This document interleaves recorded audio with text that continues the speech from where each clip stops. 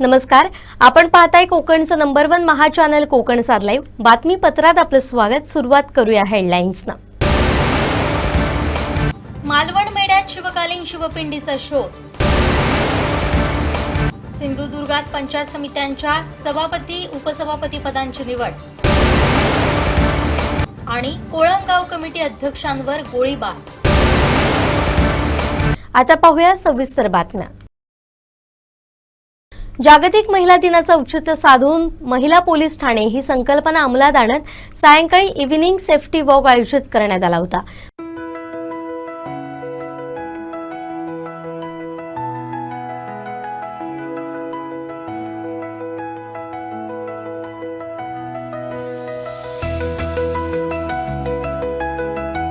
मोती तलाव परिसरात पोलीस महिलांनी असं आयोजन केलं होतं.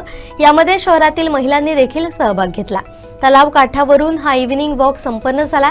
यावेळी पोलीस निरीक्षक मुल्ला, पोलीस उपनिरीक्षक माधुरी मुळीक, महिला पोलीस जमादार वर्षा पवार, हवालदार ज्योती दुधवडकर, वेंगुर्लेकर, श्रीमती दळवी, श्रीमती जोशी, श्रीमती धुमाळे, नाईक, पाटील तसेच महिला आणि बालकल्याण सभापती दीपाली भालेकर, खेबरारी फाउंडेशनच्या मोहिनी मडगावकर, संध्या पवार, शारदा गुरव, स्वप्नाली कारेकर, वैष्णवी बांदेकर आदींसह महिला मोठ्या संख्येने उपस्थित होत्या.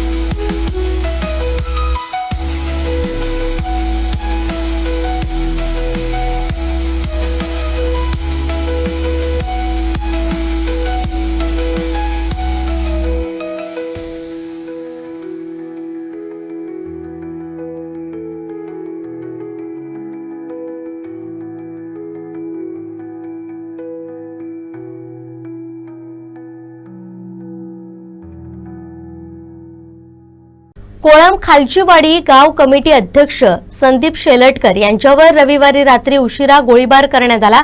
गोळी त्यांच्या डोक्याच्या बाजूने जात घराच्या परिसरात सर्वत्र बंदुकीच्या शेरे पडलेले दिसून आले.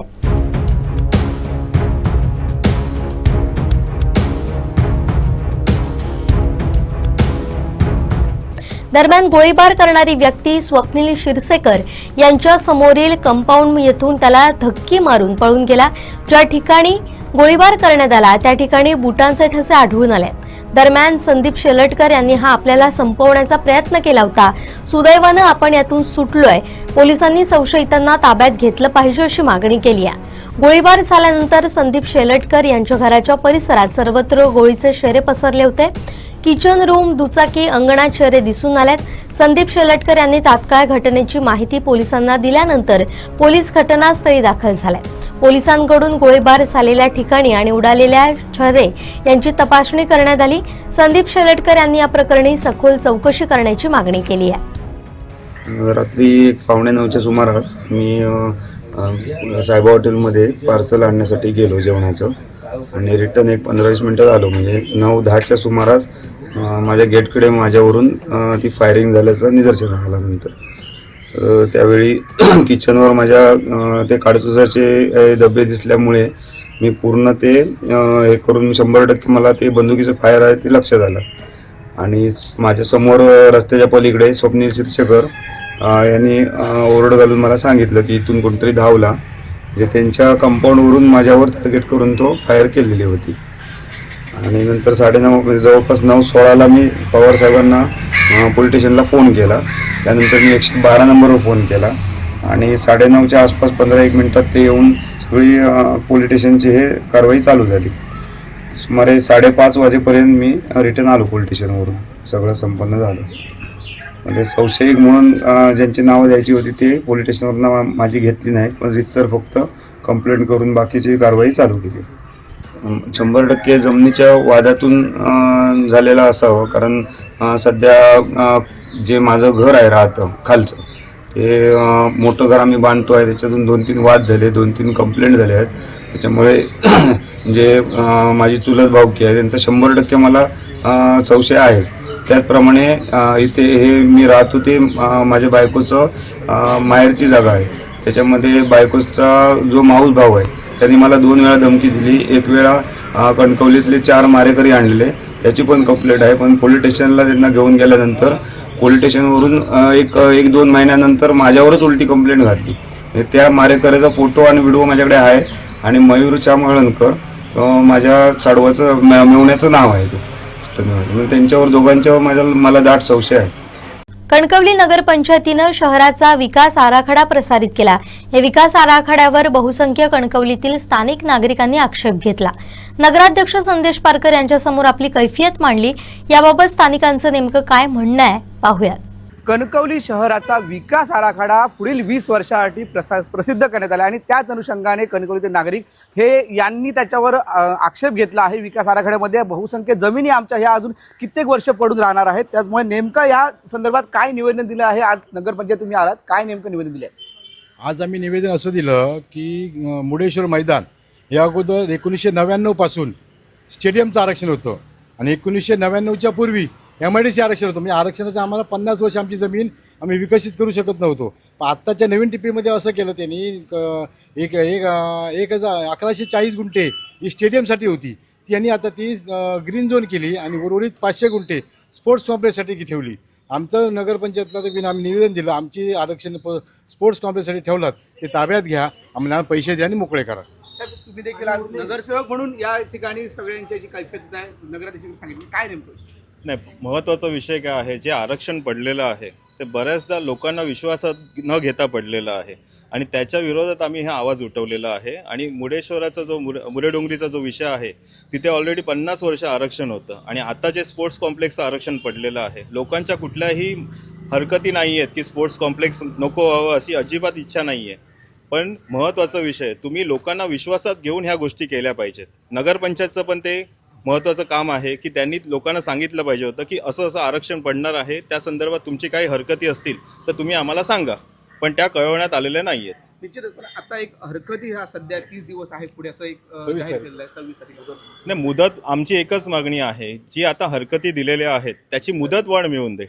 नाहीतर काय होणार आहे, आता भूमी अभिलेखाचं संप चालू आहे, तिथे आम्हाला भाग नकाशा जे हवे ते मिळत नाही आहेत लोकांना, ते गैरसोय सगळ्यांची होते आहे. मग त्या संदर्भात पण नगरपंचायतने निर्णय घेतला पाहिजे की बाबा आपण यांना मुदतवाढ दिली नाही तर त्यांना नकाशे कसे मिळणार आहे त्या सगळ्या गोष्टीचे.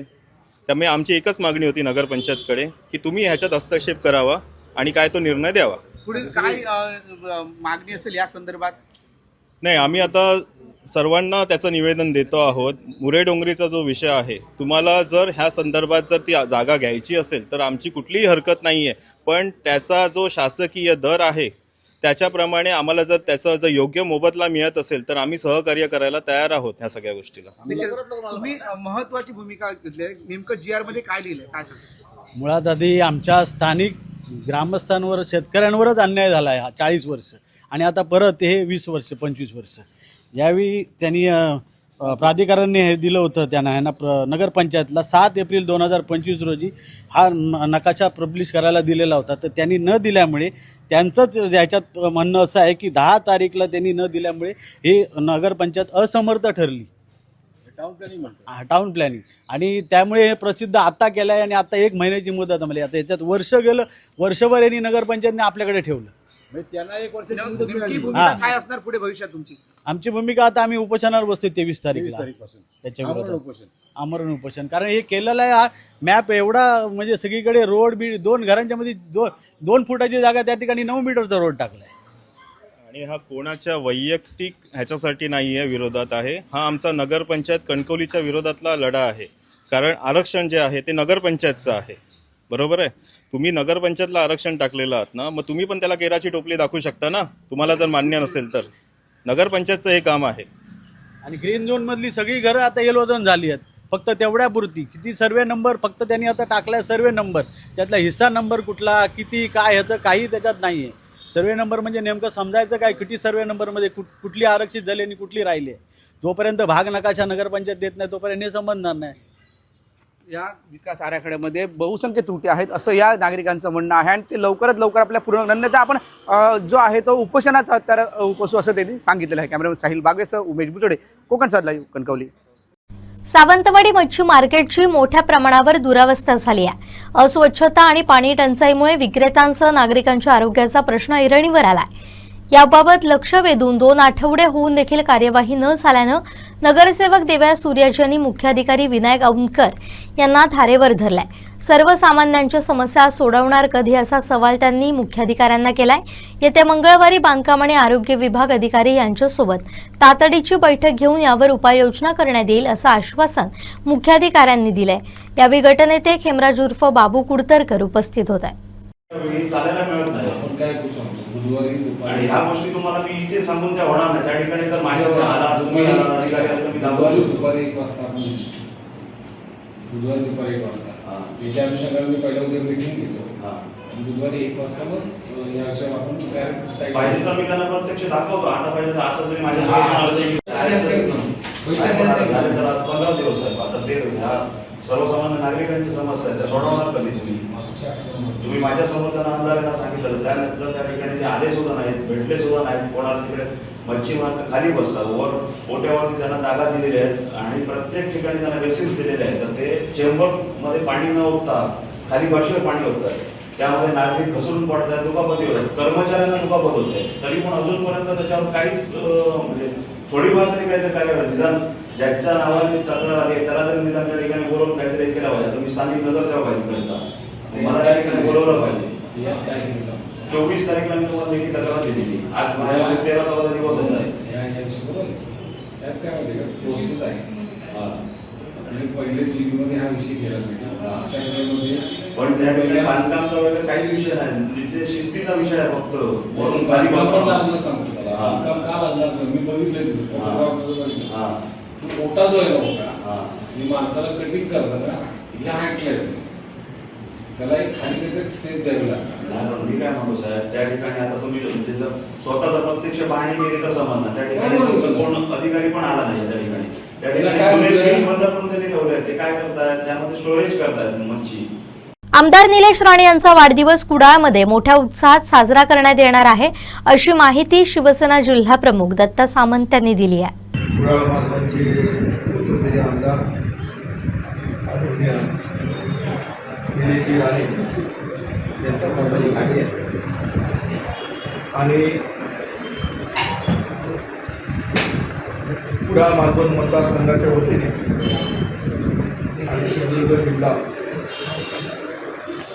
यांच्या वतीने कुडाळ येथे एस टी डेपो मैदान येथे 17 तारीखला सायंकाळी ठीक 5 वाजता सर्व कार्यकर्ते एकत्र येऊन निलेशजींचा वाढदिवस मोठ्या उत्साहात साजरा करण्याचं नियोजन त्यांनी केलेलं आहे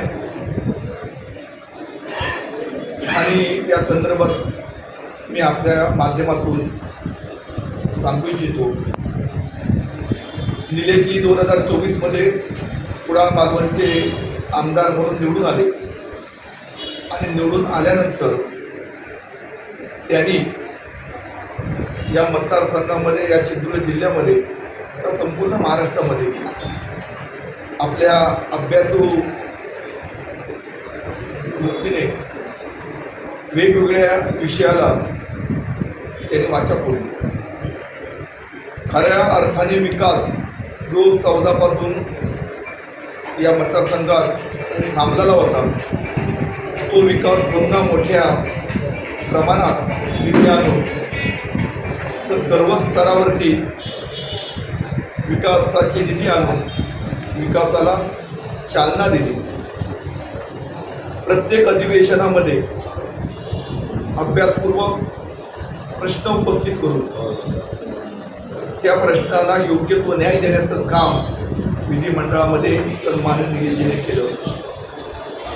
आणि हे सगळं एकत्र ते या मतदारसंघामध्ये जे काम करतायत आणि मतदारसंघा जो दुर्लक्षित झालेला होता तो मतदारसंघ तो विकासाकडे ते नेत असताना सर्वच कार्यकर्त्यांना आणि मतदारांना त्यांचा वाढदिवस आपण त्यांना शुभेच्छा देण्यासाठी अजूनही त्याला काम करण्यासाठी प्रेरणा मिळण्यासाठी आशीर्वाद देण्यासाठी हा वाढदिवस त्यांचा मोठ्या उत्साहात आपण साजरा करण्याचं या सर्वच मंडळींनी ठरवलेलं आहे. या वाढदिवसाला महाराष्ट्राचे माजी मुख्यमंत्री माजी केंद्रीय मंत्री विद्यमान खासदार आमचे प्रेरणास्थान आदरणीय नारायणराव राणेसाहेब निलेशजींना आशीर्वाद देण्यासाठी या कार्यक्रमाला उपस्थित राहणार आहे. त्यांच्याबरोबर सिंधुदुर्ग जिल्ह्याचे संपर्क मंत्री आणि महाराष्ट्र राज्याचे उद्योग मंत्री सन्माननीय उदयजी सामंत हे सुद्धा उपस्थित राहणार आहेत. या जिल्ह्याचे पालकमंत्री आणि महाराष्ट्र राज्याचे कॅबिनेट मंत्री आदरणीय नितीनजी राणेसाहेब हे सुद्धा या वाढदिवसाला निलेशजींना शुभेच्छा देण्यासाठी उपस्थित राहणार. त्यांच्यासमोर आमचे माजी मंत्री सावंतवाडीचे आमदार आदरणीय दीपकभाई केसरकर आमचे भैया सामंत ही सर्वच मंडळी आणि महायुतीचे पदाधिकारी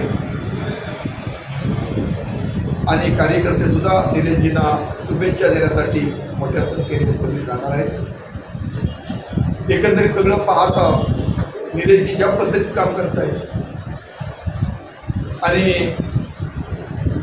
महाराष्ट्राच्या विधिमंडळात ज्या आत्मीयतेने जे प्रश्न मांडत आहेत तो मच्छीमारांचा असो हा नुकसानधारकांचा असो तुमचं कालची वन संज्ञाचा असो मार्गाचा असो मच्छीमारांचा असो प्रोटेक्शन बंधारे मच्छीमारांचे गाव वाचवण्यासाठी ते असो जलसंधारण असो सगळ्या डिपार्टमेंटला अभ्यासपूर्वक त्या ठिकाणी विषय काढून MSCBचा असो आरोग्याचा असो या सगळ्याच विषयाला अभ्यासपूर्वक त्या ठिकाणी ते मांडणी करत असताना सर्वसामान्य शेतकऱ्याला मतदाराला त्यांना त्यांच्या निगडीत असलेले प्रश्न निलेशजी विधिमंडळामध्ये उपस्थित केल्यामुळे आज प्रत्येकाला निलेशजी आपल्या कुटुंबातला एक लोकप्रतिनिधी आपल्या कुटुंबाचा कोणतरी एक आमदार त्या ठिकाणी आपल्यासाठी भांडतोय बोलतोय अशी भावना संपूर्ण त्या सिंधुदुर्गामध्ये पुढा मालवणमध्ये आता निर्माण झालेली आहे. आणि म्हणून उद्याचा जो वाढदिवस आहे हा वाढदिवस सर्वच कार्यकर्त्यांनी आणि पदाधिकाऱ्यांनी ठरवलं आहे की ना हा वाढदिवस आम्हाला मोठ्या उत्साहात या ठिकाणी आपल्याला साजरा करायचा आहे.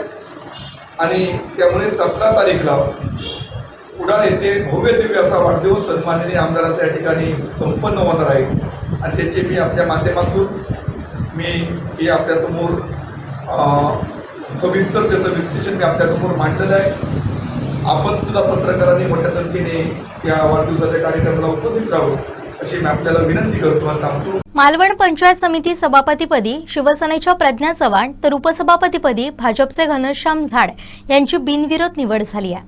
मालवण पंचायत समिती सभापती उपसभापती निवड प्रक्रिया पंचायत समिती सभागृहात पीठासीन अधिकारी तहसीलदार गणेश लव्हे यांच्या अध्यक्षतेखाली पार पडली। यावेळी सर्व सदस्य उपस्थित होते। सकाळी 11 वाजता सभापती उपसभापती पदासाठी अर्ज दाखल करण्याची प्रक्रिया सुरू झाली। शिवसेना भाजपा दोन्ही पक्षाचे समसमान सदस्य निवडून आले। सभापतीपद शिवसेनेला तर उपसभापतीपद भाजपाला मिळालं। पहिली टर्म कोणत्या सदस्याला मिळणार याकडे साऱ्यांचं लक्ष होतं। अखेर दोन्ही पक्षाच्या नेत्यांनी 11:30 वाजता नावांची घोषणा केली। सभापतीपदी प्रज्ञा चव्हाण तर उपसभापतीपदी घनश्याम झाड यांनी आपला अर्ज पीठासीन अधिकाऱ्यांकडे दाखल केला। यावेळी शिवसेना भाजपचे पदाधिकारी कार्यकर्ते आणि सर्व सदस्य उपस्थित होते। दुपारी 3 वाजता पीठासीन अधिकारी गणेश लव्हे यांनी दोन्ही पदासाठी एकच उमेदवारी अर्ज दाखल झाल्यानं सभापतीपदी प्रज्ञा चव्हाण आणि उपसभापतीपदी घनश्याम झाड यांची बिनविरोध निवड जाहीर केली। दोघांनाही प्रमाणपत्र देत पुढील वाटचालीस शुभेच्छा दिल्यात। गटविकास अधिकारी श्याम चव्हाण उपस्थित होते।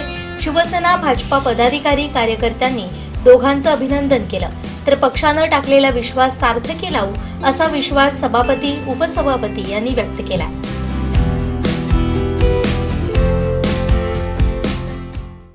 सिद्धेश रावराणे निवडून येऊन तालुक्याचे सभापती व्हावेत, त्यानंतर आपण पायात चप्पल परिधान करणार असा पण केला होता भाजपचे कार्यकर्ते गंगाधर पालकर यांनी। रावराणे सभापती होताच अखेर चप्पल त्यांनी परिधान केलं। सभापतींनीच हे चप्पल त्यांना स्वतः परिधान केलं। या शपथेबाबत सांगताना पालकर यांचे डोळे पाणावले। पाहुयात हा भावनिक क्षण।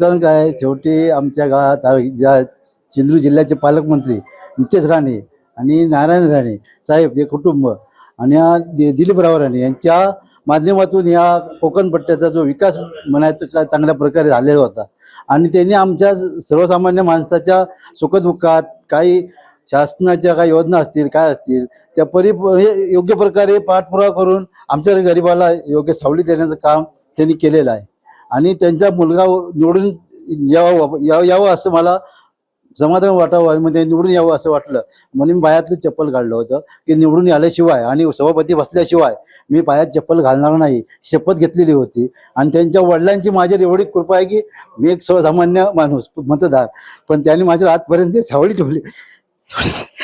किती दिवस तुम्ही पाठपुरावा घातलेला होता आणि तुम्ही किती महिने फिरलात? 2 महिने। आज स्वतः सभापती झाल्यानंतर सिद्धेश रावणे यांनी तुमच्या पायामध्ये पादत्राण घातले। होय होय। काय वाटलं त्यावेळी? समाधान म्हणजे ते सभापती झाले तरी फार मोठं मला समाधान झालं, बाकी काय नाही। त्या खुर्ची बदल्या समाधान वाटलं मला, बाकी काय चप्पल घातलं माझी अपेक्षा नव्हती पण त्यांची इच्छा मला पायात चप्पल घालण्याची होती त्यांनी पूर्ण केलं आपलं। सावंतवाडी पंचायत समिती सभापती निवड पंचायत समिती सभागृहात पार पडली। सभापतीपदी शिवसेनेच्या सुस्मिता जाधव आणि उपसभापतीपदी भाजपचे गौरव मुळी यांची बिनविरोध निवड करण्यात आली आहे। निवडणूक निर्णय अधिकारी तथा तहसीलदार श्रीधर पाटील यांच्या मार्गदर्शनाखाली तसेच सहाय्यक गटविकास अधिकारी यशवंत गवस आणि कक्ष अधिकारी विनायक पिंगुळकर यांच्या उपस्थितीत ही निवडणूक प्रक्रिया पार पडली। सावंतवाडी पंचायत समिती सभापती आणि उपसभापती निवड तब्बल 4 वर्षांच्या प्रशासकीय काळानंतर पार पडली। भाजप 6, शिवसेना 6, अपक्ष 5 आणि ठाकरे शिवसेना 1 असं बलाबल होतं। सभापती पद आरक्षित असल्यानं शिवसेनेच्या वाट्याला ही जागा सुटली। तळवडे जिल्हा परिषद मतदारसंघातील पंचायत समिती सदस्या शिवसेनेच्या सुस्मिता जाधव सभापतीपदी बिनविरोध निवडून आल्या, तर उपसभापतीपदी याच मतदारसंघातील भाजपचे पंचायत समिती सदस्य गौरव मुळीक बिनविरोध ठरले। सभापती आणि उपसभापती पदासाठी केवळ एक अर्जच दाखल झाला होता, त्यामुळे निवडणूक निर्णय अधिकारी पाटील यांनी बिनविरोध निवड झाल्याचं जाहीर केलं। त्यामुळे पंचायत समिती सावंतवाडीला 24वा सभापती तर 9व्या महिला सभापती मिळाल्या। महायुतीचा झेंडा पंचायत समितीवर फडकला असून नवनिर्वाचित सभापती आणि उपसभापतींचं सर्व स्तरातून अभिनंदन करण्यात येतं। यावेळी पंचायत समिती सदस्य प्रथमेश सावंत, अवनी राऊळ, प्रणाली टिळवे, प्राजक्त केळुसकर, मायकल डिसोजा, प्रशांत सुकी, सदाशिव राणे, महेश थुरी, धनश्री मराठे, शरद धाऊसकर, उदय पारिपत्ते, नेहा कांबळी, जितेंद्र गावकर, उत्कर्ष गावकर, ऋतिका नाईक, प्रियंका देसाई आदी उपस्थित होते। यावेळी सावंतवाडीचे प्रभारी नगराध्यक्ष ॲडव्होकेट अनिल निरवडेकर, शिवसेना जिल्हा प्रमुख संजू परब, भाजप युवा नेते विशाल परब, विनोद राऊळ, जिल्हा परिषद सदस्य संदीप गावडे, मायकल डिसोजा, भाजपा महिला जिल्हाध्यक्षा श्वेता कोरगावकर, शिवसेना महिला जिल्हा प्रमुख ॲडव्होकेट नीता सावंत कविटकर, शिवसेना तालुका प्रमुख नारायण उर्फ बबन राणे, तालुका प्रमुख दिनेश गावडे आदींसह शिवसेना भाजपा महायुतीचे पदाधिकारी कार्यकर्त्यांनी मोठ्या संख्येने उपस्थित राहत सभापती उपसभापतींना शुभेच्छा दिल्या.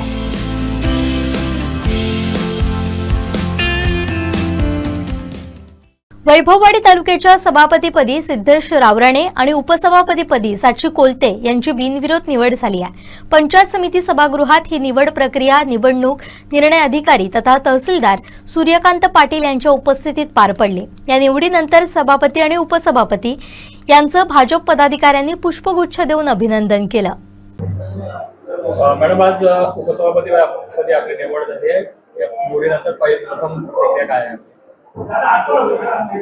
पंचायत समितीमध्ये उपसभापतीपदी माझी जी बिनविरोध निवड झालेली आहे याच्याबद्दल आमदार नितेशजी राणे साहेब यांचे खूप खूप आभार मानते. तसंच भारतीय जनता पार्टी वैभववाडी या कार्यकर्ते व पदाधिकाऱ्यांचे खूप खूप आभार मानते. पक्षाकडून एका महिला नेतृत्वाला संधी दिलेली आहे, त्याचं कशा पद्धतीने पुढे नियोजन करून कोणती कामं आहेत ती पुढे आपण या पदाच्या माध्यमातून पूर्णत्वास येणार आहोत. पक्षाने चांगला सपोर्ट दिलेला आहे. महिला सक्षमीकरण, महिलांकडे जास्त मी लक्ष देणार. जे बचत गट आहेत त्यांना पुनर्जीवित, जर जे बचत गट असतील त्यांना पुनर्जीवित करणार व त्यांना उद्योगासाठी काय काय योजना असतील त्या त्यांच्यापर्यंत मी पोहोचवणार अशी मी आशा. रावण साहेब, आज सभापतीपदी निवड झाली. सर्वप्रथम मी आमचे राज्याचे मुख्यमंत्री देवेंद्र फडणवीस साहेब, आमचे लाडके खासदार नारायणराजी राणे साहेब, तसेच आमचे प्रदेशाध्यक्ष रवींद्र चव्हाण साहेब आणि आमचे लाडके नेतृत्व या जिल्ह्याचे पालकमंत्री नितेशजी राणे साहेब यांनी जो माझ्यावरती एक कमी वर्ष म्हणजे लहान वयामध्ये माझ्यावरती मोठी जबाबदारी देऊन माझ्यावरती जो विश्वास दाखवला त्याप्रथम मी सर्वांचा आधी आभार व्यक्त करतो. याच्यासाठी व्यक्त करतो की त्यांनी मला खूप कमी वयामध्ये मला काम करण्याची संधी उपलब्ध करून दिली. एक युवा नेतृत्व म्हणून वैभववाडी तालुक्याची आता जबाबदारी आपल्या खांद्यावरती आलेली आहे. प्रथम सभापतीपदी पदभार स्वीकारणार काय प्रथम प्राधान्याने वैभववाडीचे आहे? सर्वप्रथम या तालुक्यामध्ये असलेले अपुरी जी कामं आहेत ती, दुसरी गोष्ट शालेय मुलांच्या काय म्हणजे ज्या काय व्यथा आहेत त्या, आणि महिला आणि नवीन युवक वर्गासाठी काय प्राधान्याने आपल्याला तालुक्यामध्ये आणता येईल पालकमंत्री साहेब यांच्या मार्फत त्यावरती माझा पहिल्यांदा भर राहील. कणकवली पंचायत समिती सभापती पदाची निवड कणकवली पंचायत समिती कार्यालयात आयोजित करण्यात आली होती. भाजप आणि शिंदे शिवसेनेच्या महायुतीच्या सर्व सदस्यांनी एकमुखानं हर्षदा वाळके यांचं नाव सभापती पदासाठी निश्चित केलं, तर उपसभापतीसाठी राजेश उर्फ सोनू सावंत यांची निवड करण्यात आली. यावेळी सभापती हर्षदा वाळके यांनी महिला सक्षमीकरण आणि सुरक्षेला प्राधान्य देणार असल्याचं सांगितलं. तसेच इतरही जनतेच्या विकास कामाला प्राधान्य देणार असा शब्द दिला.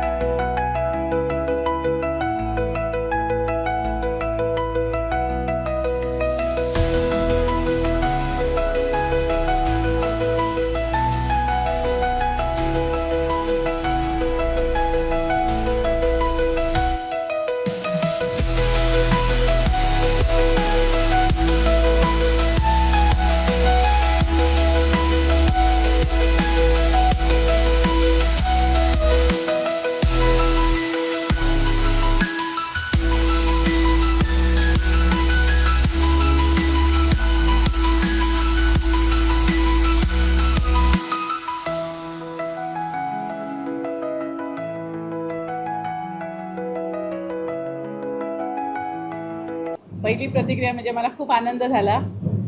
कारण हे सभापतीपद हे कणकवली तालुक्याचं प्रथम नागरिक हे पद आहे आणि सर्वोच्च पद आहे. आणि हे पद मला ज्यांच्यामुळे मिळालं ते या राज्याचे माजी मुख्यमंत्री, माजी केंद्रीय मंत्री, खासदार सन्माननीय नारायणराव राणे साहेब यांचे मी आधी आभार व्यक्त करते. त्याचबरोबर पालकमंत्री नितेशजी राणे साहेब यांचे आभार व्यक्त करते की त्यांनी मला ही संधी दिली, माझ्यावरती विश्वास ठेवला. त्याचबरोबर सर्व भाजप पदाधिकारी आणि कार्यकर्ते यांचेही मी आभार व्यक्त करते, कारण ही एक वेगळी संधी मला मिळालेली आहे. जेव्हा आपण फॉर्म भरलेला होता तेव्हा मी एक कन्सेप्ट मांडलेली होती की मी थोडं वेगळं, जर मला संधी मिळाली तर एक वेगळे विषय घेऊन या ठिकाणी काम करण्याचा प्रयत्न करणार आहे. एकंदरीत पूर्ण तालुक्याचा सर्वांगीण विकास होण्याच्या दृष्टीने तर प्रयत्न करणारच आहोत. म्हणजे पायाभूत सुविधा तर आहेतच, त्यासोबत आजचे भेडसावणारे प्रश्न ते म्हणजे सगळ्यात मोठं म्हणजे प्लास्टिकचा जो भस्मासूर या ठिकाणी माजलेला आहे, त्या दृष्टीने त्या अनुषंगाने या पूर्ण 5 वर्षाच्या कारकिर्दीमध्ये मी प्रयत्न करणार आहे की त्याच्यावरती काय मात करता येईल. दुसरी गोष्ट म्हणजे जे काही पाण्याचं प्रमाण म्हणजे भूजलाचं प्रमाण कमी होत चाललेलं आहे, त्या अनुषंगाने आपल्याला काय उपाययोजना करता येतील या दृष्टीने. त्याचबरोबर तिसरं म्हणजे महिला सक्षमीकरण आणि महिला सुरक्षा या दृष्टीने जे वेगवेगळे कायदे आहेत, त्या कायद्याचे वेगवेगळ्या समित्या आहेत, त्याची कशी अंमलबजावणी करता येईल या दृष्टीने निश्चितपणे माझा प्रयत्न राहणार आहे. धन्यवाद. कणकवली तालुक्याच्या विकासासाठी आणि सर्वसामान्यांना न्याय देण्याचं काम करणार, गेल्या 4 वर्षांचा बॅकलॉग विकासाच्या माध्यमातून भरून काढणार, असा शब्द नूतन पंचायत समिती उपसभापतीपदी राजेश उर्फ सोनू सावंत यांनी दिला.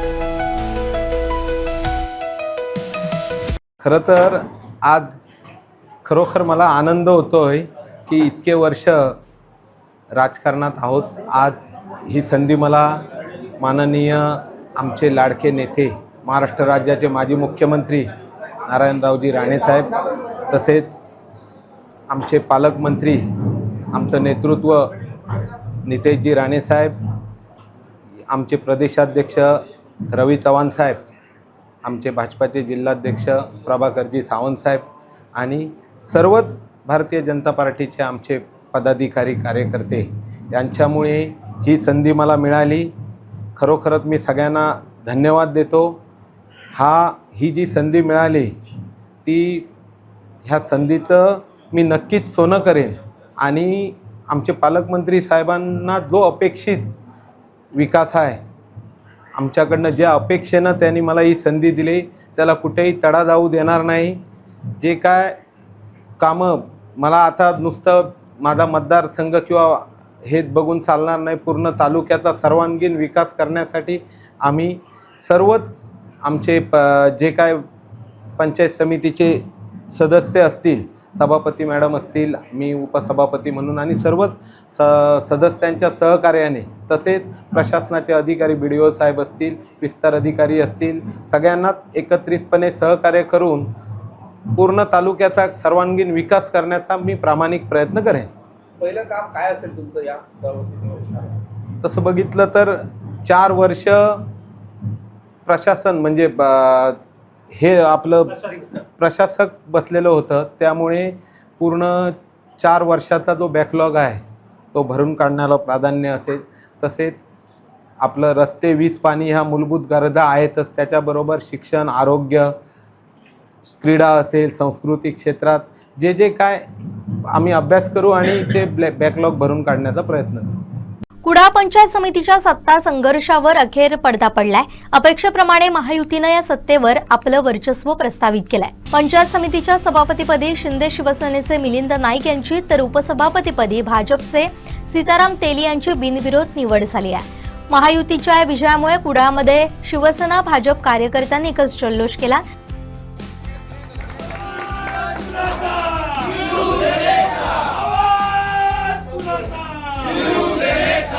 छत्रपती शिवाजी महाराज की जय भवानी. सत्ता वाटपाचा 2.5 वर्षाचा फॉर्म्युला या निवडीमध्ये सर्वात महत्त्वाची बाब ठरली. महायुतीमधील 50-50 फॉर्म्युला ठरला. दोन्ही पक्षातील नेत्यांच्या चर्चेनंतर असं ठरलं की 5 वर्षांच्या कार्यकाळात प्रत्येकी 2.5 वर्ष पद वाटून घेतलं जाईल. या रणनीतीनुसार पहिल्या टप्प्यात शिंदे शिवसेनेला सभापतीपद तर भाजपला उपसभापतीपद देण्यात आलं.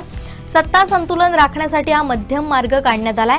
बिनविरोध निवड आणि जल्लोष. महायुतीच्या वरिष्ठ नेत्यांनी दिलेल्या आदेशानुसार कुडाळ पंचायत समितीमध्ये पदांची विभागणी करण्यात आली.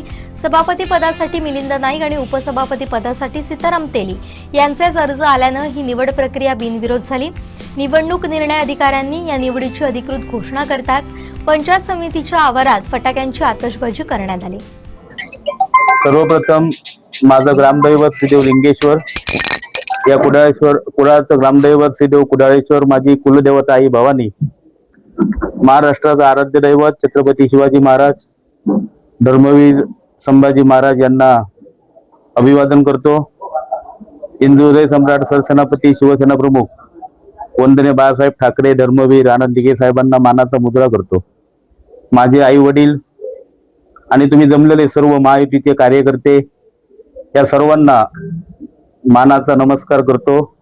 आज कुडाळ पंचायत समितीची सभापती उपसभापती निवडणूक पार पडली आणि या निवडणुकीमध्ये सभापती पदावर मला संधी दिली आणि उपसभापती पदावर आमचे मित्र भारतीय जनता पक्षाचे सीताराम तेली यांना संधी दिल्याबद्दल महायुतीच्या सर्वच नेत्यांचे, त्यामध्ये आमचे कोकणचे भाग्यविधाते माजी मुख्यमंत्री नारायणराव राणे साहेब, पालकमंत्री नितेशजी राणे साहेब, आमचे लाडके आमदार या विभागाचे निलेशजी राणे साहेब, भाजपचे प्रदेशाध्यक्ष रवींद्र चव्हाण साहेब, आमचे जिल्हाध्यक्ष दत्ता सामंत साहेब, भारतीय जनता पक्ष जिल्हाध्यक्ष प्रभाकर सावंत साहेब आणि युतीचे सर्वच पदाधिकाऱ्यांचे मी मनापासून ऋण व्यक्त करतो.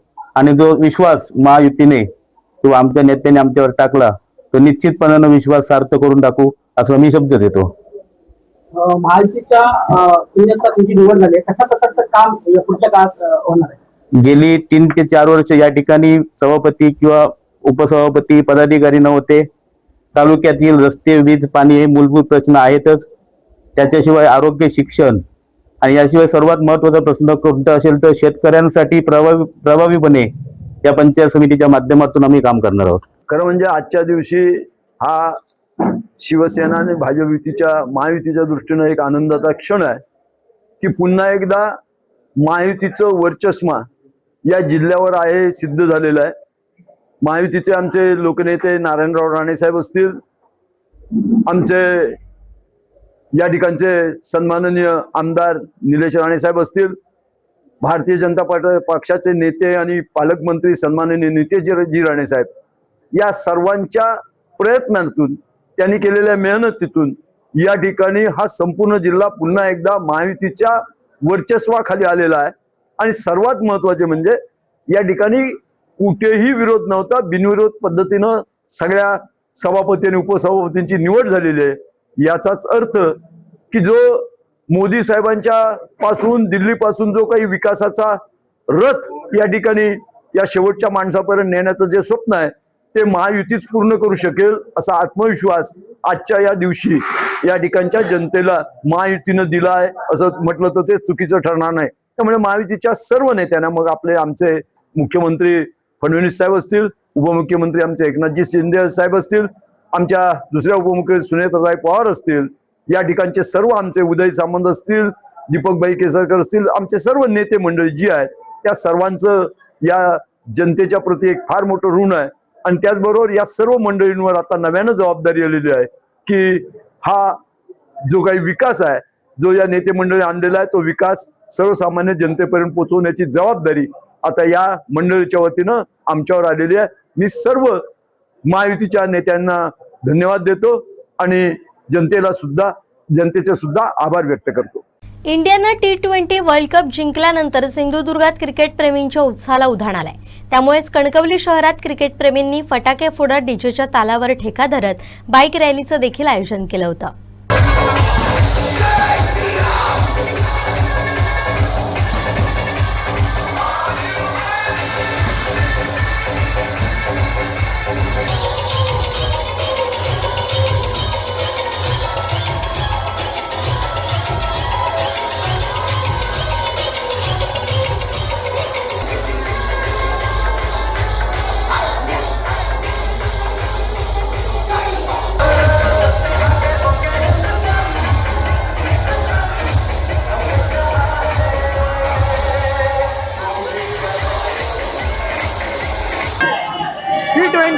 कपची फायनल पाहण्यासाठी कणकवलीमध्ये उत्साह पाहायला मिळत आहे. कणकवलीमध्ये नेहमीच दरवेळी मोठी LED स्क्रीन लावून हे नियोजन केलं जातं आणि हे क्रिकेट प्रेमी आपण पाहतो. एकंदरीत मोठा आनंद आहे आणि उत्साहाचं वातावरण आहे. हे जे नियोजन केलेलं आहे, एकंदरीत काय सांगाल, आज उत्साह दिसतोय कणकवलीमध्ये मॅच पाहण्यासाठी? हे नियोजन आम्ही दरवेळी जेव्हा भारत चांगली खेळून जेव्हा फायनलला पोहोचणार तेव्हा आमच्याकडनं पुऱ्या कणकवलीवासियांकडनं आणि या तरुण पिढीकडनं म्हणजे हिंदू रक्षक सेना, जे आम्ही सगळे युवा पिढी हिंदू सेनेसाठी तत्पर आहोत आणि जी आम्ही हिंदू धर्म जपायला आम्ही लढतोय, हे आम्ही सगळी पोरं, आम्ही सगळे मित्र एकत्र येऊन आम्ही हा सण साजरा करतो. थोडक्यात नाव काय तुमच्या? आमच्या संघटनेचं नाव आहे हिंदू रक्षक संघटना व बजरंग दल कणकवली. आम्ही यांच्यामार्फत हा कार्यक्रम दरवेळी जेव्हा इंडिया फायनलला येते तेव्हा आम्ही आयोजन करतो आणि ह्या पुढे आम्ही करत राहणार. आज सगळ्यात हायेस्ट स्कोर इंडियाने मारलेला आहे एकंदरीत आणि आपण बघतो सगळेजण नाचत होते या ठिकाणी. जेव्हा मॅच सुरू झाली त्याच्या आधी मी स्वतः जाऊन श्री स्वयंभू मंदिरमध्ये आणि श्री भालचंद्राच्या मंदिरमध्ये जाऊन मी स्वतः नारळ दिला आहे आणि मी सांगितलंय की ही मॅच भारतच जिंकून दे. केल्यानंतर तुम्ही कणकवली शहरातनं जी भव्य दिव्य विसर्जन रॅली, आपली जी रॅली बघणार तुम्ही, ती बघून सगळ्यांचे डोळे असे फिरले. उत्साह सगळे आमच्या पूर्ण ह्याचा नियोजन करणारे आमच्या सगळ्या मंडळाचंच आहे. त्या मंडळ आम्ही सगळं जे काय लोकांना जे हे केलं, आज युवा पिढी त्या निमित्ताने एकत्र आली आहे. ही युवा पिढी असं एकत्रच असतो. या अशा चांगल्या कार्यक्रमांना नेहमीच आम्ही एकत्र असतो आणि एकत्र राहणार. निश्चितच काय सांगशील, आज युवा पिढी एकत्र आली आहे क्रिकेटच्या निमित्ताने? 256 टू विन आहे ही, तर आता फक्त सुरुवात आहे. दिव्य अशी रॅली DJ सकट आम्ही गाडीने काढणार.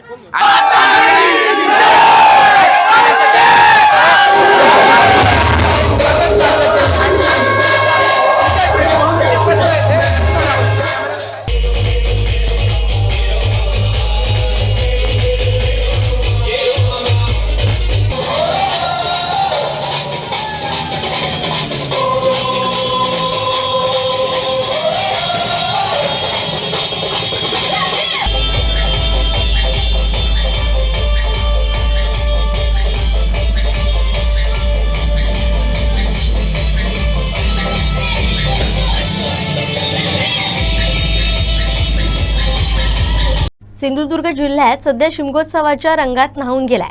कोकणात होळी म्हणजे केवळ रंगांची उधळण नसून ती लोककला आणि परंपरेचा एक मोठा सोहळा असतो. जिल्ह्यात 1.5 दिवस, 5, 7 असे अनेक ठिकाणी तर 15 दिवस देखील होळीचा उत्साह पाहायला मिळतो. या उत्सवाचं मुख्य आकर्षण म्हणजे सोंग घेऊन गावोगावी फिरणारे खेळाडू, जी परंपरा आजही सिंधुदुर्गात तितक्याच श्रद्धेनं आणि उत्साहानं जपली जाते. ओरोसमध्ये सध्या या परंपरेचं सुंदर चित्र पाहायला मिळतं.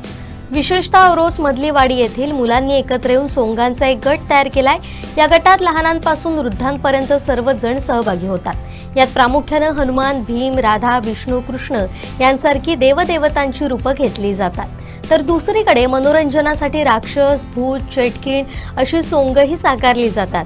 ही सोंग पाहून जिथं लहान मुलांना भीती वाटते, तिथंच मोठ्या माणसांना या लोककलेचा आनंद घेताना जुन्या आठवणी ताज्या होतात. केवळ सोंग घेऊन फिरणं एवढ्यावरच हा खेळ मर्यादित नाही, तर त्यातील संगीताचीही उत्तम जोड दिली जाते. हार्मोनियम, मृदुंग, तबला आणि पखवाज यांसारखी पारंपरिक वाद्य सोबत घेऊन ही मुलं गाणी म्हणतात. घरोघरी जाऊन शबई घालत लोकांचं मनोरंजन केलं जातं. या सादरीकरणामुळे गावागावातील वातावरण भक्तिमय आणि उत्साही बनलंय. आजच्या डिजिटल युगातही कोकणातील ही जुनी परंपरा टिकून आहे, हे विशेष आहे. ओरोस मधली वाडी येथील ग्रामस्थांनी आणि तरुणांनी ही संस्कृती अनेक वर्षांपासून जतन करून ठेवली आहे. केवळ मनोरंजनासाठी नाही, तर आपल्या पूर्वजांनी दिलेला हा वारसा पुढच्या पिढीपर्यंत पोहोचवण्यासाठी हे प्रयत्न कौतुकास्पद ठरतात.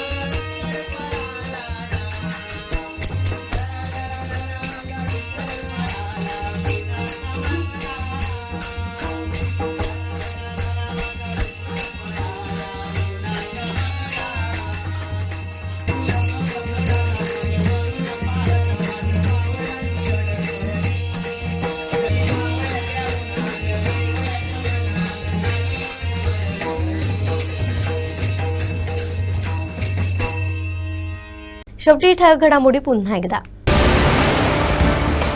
मालवण मेढ्यात शिवकालीन शिवपिंडीचा शोध. सिंधुदुर्गात पंचायत समित्यांच्या सभापती उपसभापती पदांची निवड. आणि कोळंबगाव कमिटी अध्यक्षांवर गोळीबार. बातमीपत्रात वेळ झाली इथेच थांबण्याची. पाहत राहा कोकणचं नंबर 1 महा चॅनल कोकण साध लाईव्ह. धन्यवाद.